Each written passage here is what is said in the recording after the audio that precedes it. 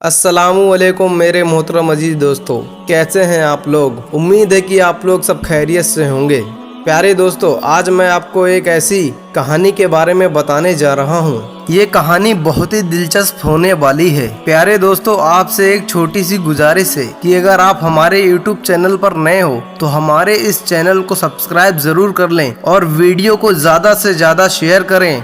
दोस्तों, कहानी है एक साहूकार और एक आदमी की। दोस्तों, क्या आपको पता है कि दुनिया में सबसे बड़ी दौलत क्या है? कोई कहेगा पैसा, कोई कहेगा बैंक बैलेंस, कोई कहेगा अच्छा खासा बंगला, कोई कहेगा चमचमाती कार। प्यारे दोस्तों, लेकिन मैं आपको बता दूं कि दुनिया की सबसे बड़ी दौलत है दिल का सुकून, दिमाग का चैन। अगर आपके पास गाड़ी है, बंगला है, कार है, बैंक बैलेंस है, सब कुछ है, लेकिन आपको रातों को नींद नहीं आती है, नींद की गोलियां खानी पड़ती है, दिल में सुकून नहीं है, किसी को कारोबार का टेंशन, किसी को बीवी बच्चों का टेंशन, किसी को घर का टेंशन, किसी को खानदान का टेंशन, किसी को टेंशन ही टेंशन, और टेंशन में ही जिंदगी गुजर रही है। प्यारे दोस्तों, दौलत सब कुछ है, माल सब कुछ है, लेकिन दिल का सुकून नहीं। तो ऐसी दौलत का क्या करेंगे? तो खुदा से हमेशा सुकून मांगिए, दिल का करार और दिल का चैन मांगिए। दोस्तों, चलिए आपको एक किस्सा बताता हूँ। पुराने जमाने की बात है।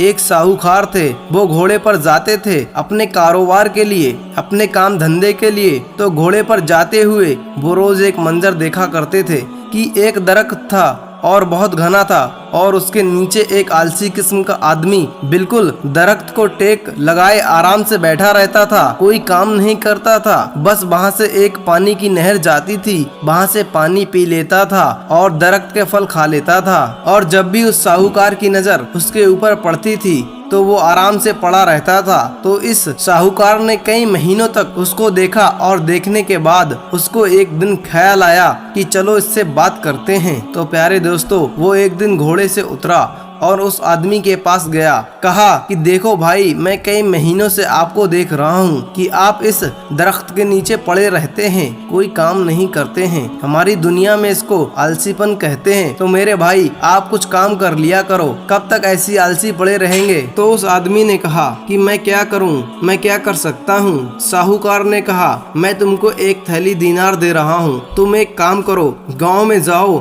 एक छोटी सी दुकान खोल दो और पैसे कमाना शुरू करो। उस आदमी ने कहा कि ठीक है, आपने ये पैसे मुझे दे दिए, बहुत शुक्रिया। मैंने दुकान भी खोल दिया और मैंने पैसे कमाना शुरू कर दिया, उसके बाद मैं क्या करूं? तो साहूकार ने कहा, भाई कमाल हो गया, आप दुकान खोलो, पैसे आएंगे, आप अपनी घर का खर्चा चला सकते हैं, और आपके पास ज्यादा पैसे आएंगे तो आप एक दुकान की 2 दुकान कर दोगे। तो उस आदमी ने कहा, ठीक है, मैंने दुकान खोल दिया और मुझ पे पैसे भी आना शुरू हो गए, और मैंने एक दुकान की 2 दुकान कर दिया, उसके बाद मैं क्या करूं? साहूकार ने कहा, बड़े अजीब हो यार, तुम 2 दुकान करो, उसके बाद और पैसे आएंगे, 2 की 4 दुकान करो, 4 की 8 दुकान करो, 10 दुकान करो, खूब पैसे आएंगे। उसने कहा कि चलो, मैंने 10 दुकानें कर दी और मेरे पास खूब पैसे आने शुरू हो गए, अच्छा खासा बैंक बैलेंस हो गया, उसके बाद मैं क्या करूं? दोस्तों, साहूकार ने कहा, वाकई तुम बड़े अजीब आदमी हो। अरे भाई, तुम्हारे पास इतना पैसा आ जाएगा तो एक आध कंपनी खोल लो, एक छोटा मोटा कारखाना शुरू कर दो,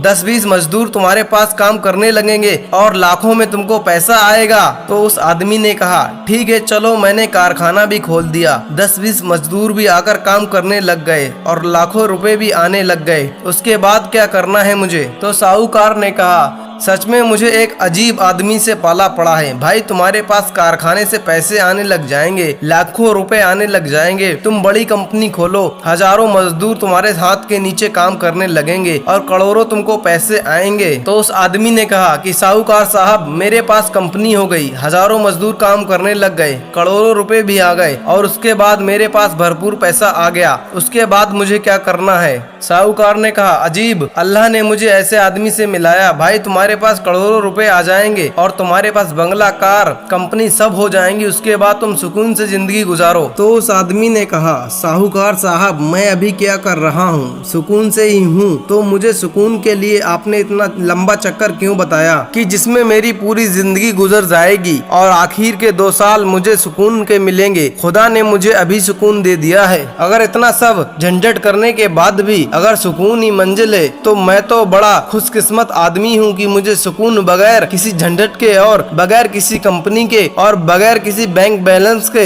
मुझे सुकून अल्लाह ने दे दिया है, खुदा ने मुझे सुकून दे दिया है, तो मुझे ये सब करने की क्या जरूरत है। साहूकार को उस आदमी की बात समझ में आ गई कि तुमने सच कहा, अल्लाह ने तुमको शॉर्टकट में सुकून दे दिया है और हमको रोजाना गधे की तरह काम करना पड़ता है, तब जाकर चंद पैसे कमाते हैं और थोड़ा सुकून पाते हैं। लिहाजा सुकून अल्लाह की बहुत बड़ी नेमत है। अल्लाह ताला से जब भी दुआ मांगे, बरकत वाला पैसे मांगे, हलाल रोजी मांगे, क्योंकि हलाल रोजी आएगा तो सुकून लाएगी और हराम रोजी बेचैनी लाएगी। अल्लाह ताला हम सबको हलाल रोजी अता फरमाए और दिलों का सुकून नसीब अता फरमाए। आमीन या रब्बुल आलमीन। प्यारे दोस्तों, अगर हमारी ये वीडियो आपको अच्छी लगी हो तो हमारे चैनल को सब्सक्राइब कर लो और इस वीडियो को ज्यादा से ज्यादा शेयर करो, क्योंकि दोस्तों दीन की बात को सुनने में जितना सवाब है उतना ही दीन की बात को फैलाने में।